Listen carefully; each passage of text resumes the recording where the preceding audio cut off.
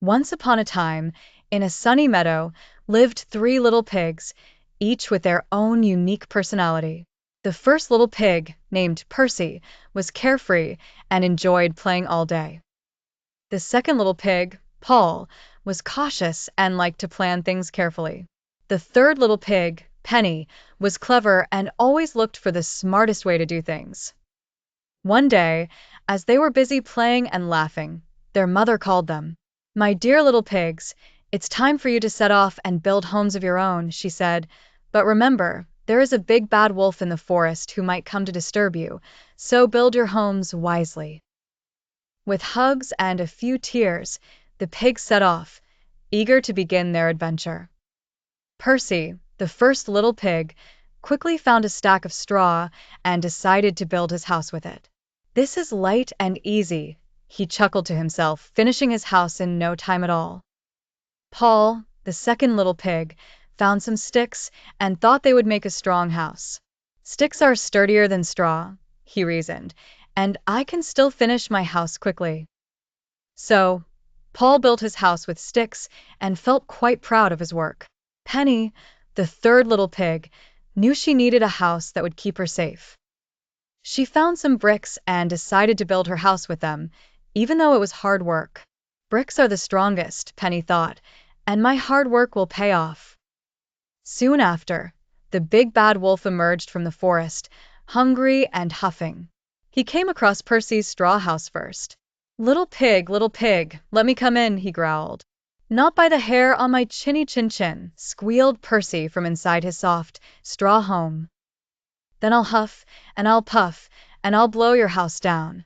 And with a fierce breath, the wolf blew down the straw house, sending Percy scurrying to his brother Paul's stick house. The wolf, determined to have his dinner, followed Percy and soon arrived at Paul's stick house. Little pig, let me come in," he demanded. "Not by the hair on my chinny chin chin," shouted Paul bravely. "Then I'll huff, and I'll puff, and I'll blow your house down," bellowed the wolf once more. With another mighty breath, the stick house collapsed, and Percy and Paul ran to Penny's sturdy brick house for safety. The relentless wolf arrived at Penny's brick house, already drooling at the thought of his meal. Little pig, let me come in," he called out. "Not by the hair on my chinny chin chin," replied Penny firmly. "Then I'll huff, and I'll puff, and I'll blow your house down," roared the wolf. He huffed, and he puffed, and he blew with all his might, but the brick house stood strong and unwavering. Exhausted and defeated, the big bad wolf had no choice but to slink back into the forest, leaving the three pigs safe and sound. Percy, Paul, and Penny danced with joy, realizing that cleverness and hard work had triumphed over the wolf's brute force. And from that day on, the three little pigs lived happily and safely in their cozy, brick-built home, having learned the value of using their unique strengths and working together. And the big bad wolf, well, he was never seen in the meadow again. Once upon a time, in a lush and vibrant savanna, there lived a giraffe named Gloria. Gloria was no ordinary giraffe. She was the tallest giraffe anyone had ever seen. Her neck soared so high into the sky that it seemed as though she could touch the clouds. With her extra height, Gloria could see things that other giraffes couldn't, like the twinkling stars during the day and cotton-like clouds drifting lazily overhead. Every morning, while the sun painted the savanna in golden light, Gloria would stretch her long neck and greet the bright, fluffy clouds with a polite, "hello." Her friends, Benny the baboon and Tilly the tortoise, would laugh and say, "Gloria, one day you might just pluck a cloud right out of the sky." Gloria loved her friends, but she often felt different because of her extraordinary height. Sometimes she wished she could be like Benny and Tilly. One day, however, everything changed. A terrible drought struck the savanna. The grass became dry and brittle, and the waterholes shrank to nothing more than puddles. All the animals were thirsty and worried, for they could not find enough water to drink. Gloria watched her friends suffer and felt sad that she couldn't help them. Then she had an idea. With her towering neck, Gloria could reach the tallest of the treetops, where the leaves were still full and juicy. So, she began gathering leaves, trying to provide a small treat for her friends. But one afternoon, as Gloria was reaching for a particularly high branch, she noticed a shadow over her outstretched head. She looked up and saw that the clouds were darker and heavier than usual. As she touched the clouds with her nose, a tiny raindrop landed right between her eyes. Gloria blinked in surprise, and before she knew it, the drizzle turned into a generous rain. The animals of the savannah cheered and danced in the refreshing downpour, their thirst quenched and their spirits lifted. The drought was over, and everyone was grateful to Gloria for her cloud-touching nose. From that day on, no one ever considered Gloria's height unusual. Instead, they admired her for her unique ability to touch the clouds and bring hope. Her friends Benny and Tilly would often joke and ask her, "What are the clouds saying today, Gloria?" Gloria would laugh, looking up at the sky, knowing that sometimes being different was a gift in disguise. Thus, Gloria the giraffe learned to embrace her individuality and use her tall stature to help others, making her beloved by all the animals in the savannah. And as for the clouds, well, they had found a new friend who tickled them daily with her gentle touch, sharing their dreams and whispering softly, "Thank you, Gloria, for keeping us company." And so, they all lived happily ever after. Once upon a time, in a farm nestled in a peaceful valley, was a rambunctious little place called Featherfield Farm. On this farm lived a curious little chicken named Cluckers. Cluckers wasn't like the other chickens. While they were content to peck at the ground and cluck in the sun, Cluckers wondered about the world beyond the wooden fences of their coop. One sunny morning, as Cluckers was busy imagining the thrill of flying off to distant lands, she overheard something peculiar. The ducks were whispering about a secret party happening at the farm's barn that very night. As Cluckers listened closely, she learned that it wasn't just any party. It was the annual Barnyard Bash, a festive event held under the stars, but known only to the resident animals. Cluckers was both excited and nervous. She had never been to a party before, and she certainly never heard about such an event happening at the farm. She decided she would go and see it for herself. As the day turned to dusk, Cluckers prepared herself, smoothing her feathers and practicing her little dance moves. "I'll sneak out after the farmer goes to bed," she cooed to herself. When the moon climbed high and the farmhouse lights dimmed, Cluckers wiggled out of the coop. She made her way to the barn, her heart pounding with each cautious step. As she neared the barn door, a soft glow and melodious sounds of music greeted her.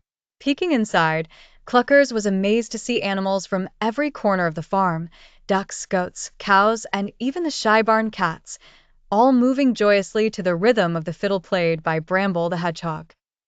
Cluckers hesitated for a moment at the door, but then she heard a friendly voice say, "Come on in, don't be shy."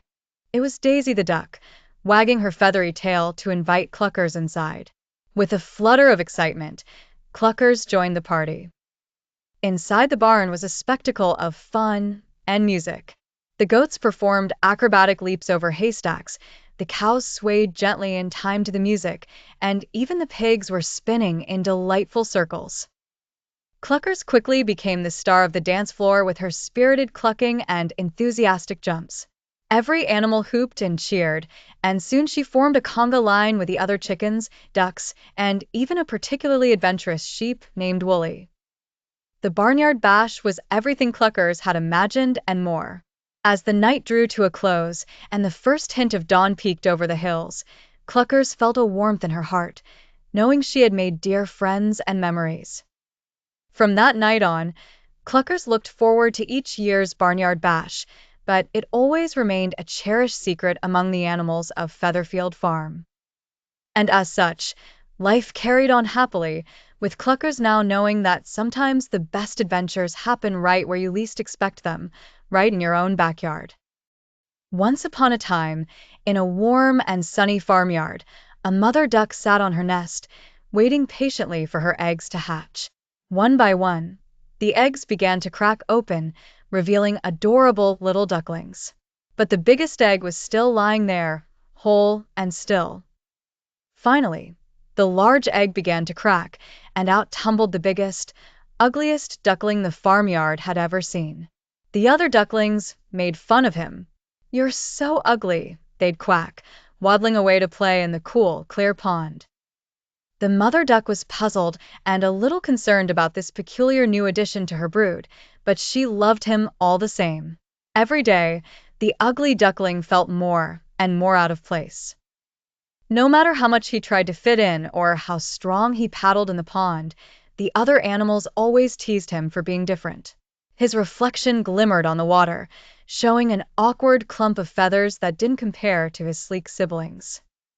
Winter came, and with it, a biting cold that froze the ponds and covered the world in a blanket of pure white. The ugly duckling trudged through the snow, seeking warmth and shelter, but even the animals he met shooed him away. He found a small icy hideout where he shivered until one day, a kindly farmer found him. The farmer took him home, where he and his wife nurtured him back to health in their cozy cabin. The warmth of the fire and the kindness of people thawed the frosty sadness that had settled over the duckling's heart. But with the coming of spring, the pull to return to the farmyard crept back inside him. Back at the farmyard, everything had changed. The pond glittered like newly polished glass under the sun. As the ugly duckling waddled down to the water's edge, he caught sight of a stunning flock of swans playing about. They glided upon the water and soared through the sky like clouds in the wind. The duckling gawked, admiring them with awe. Suddenly, as he looked at his reflection in the water, he paused in disbelief. A beautifully elegant swan looked back at him. The ugly duckling spread his graceful wings wide and realized he was one of them all along. He was never meant to be a duck. He had always been a swan. The swans called to him with soft honks and welcomed him into their majestic flock. As he joined them in the skies, he understood that outward appearances weren't what truly mattered. It was who he was inside and the journey that made him stronger and more beautiful than anything on the outside. From that day forward, the swan with the heart of a duckling believed in himself. He knew he had found his true family among the clouds. Once upon a time, in a small village nestled between rolling hills, lived a curious little guinea pig named Pepito. Pepito was unlike any other guinea pig. He had a wild streak of adventure running through his little paws. One sunny day, Pepito overheard a group of chirping birds talking excitedly about a wondrous place called Cusco, where ancient Incan ruins awaited explorers. His tiny heart fluttered with excitement. Pepito decided he would embark on a surprise journey to Cusco. He packed his tiny backpack with snacks, a map, and his favorite little red hat. Secretly slipping out of the burrow, he waved goodbye to nothing in particular and started his adventure. The journey was long and filled with challenges. Pepito had to dodge swooping eagles, cleverly sneak past a field of grazing llamas, and cross a wobbly wooden bridge over a rushing stream. Every step of the way, Pepito's spirit grew stronger, and his eyes sparkled with determination. One afternoon, just as Pepito was about to take a little rest, he bumped into a wise old turtle named Timo. Timo, with his slow-moving ways, became an unlikely companion for Pepito. Timo shared stories of his own adventures and knew the safe paths to Cusco. As they traveled, Pepito and Timo became the best of friends. They sang songs, shared snacks, and laughed at each other's tales.